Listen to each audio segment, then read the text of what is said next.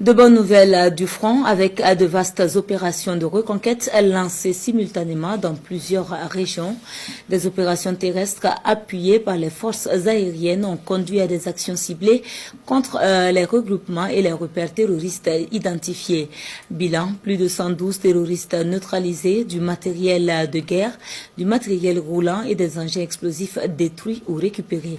Le point des opérations avec Adraman Guéné. La guerre, annoncée par le président de la transition, est enclenchée un peu partout sur le territoire national. Plusieurs opérations d'envergure sont lancées simultanément par les groupements de forces. Les FDS, VDP, appuyés dans les airs, vont à la traque des terroristes. Dans le nord, l'opération Lab Ingol 3 est en marche depuis quelques jours, pendant que dans le secteur est, l'étau se resserre autour de l'ennemi. Dans la Tapoa, le Boulgou, le Kulpelugu, des repères terroristes sont pilonnés. Toujours à l'est, les forces ont mis le pied sur Partiaga, où les terroristes avaient tué des civils.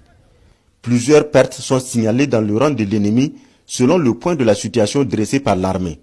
En chiffres, plus de 112 terroristes sont neutralisés et leur matériel détruit. Au cours de l'opération, 11 soldats sont tombés, on dénombre aussi 4 blessés.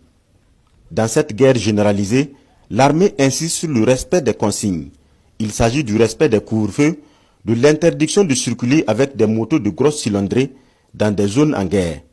La population est également appelée à collaborer avec les forces de défense et de sécurité et de se départir des actions de nature à saper le moral des combattants.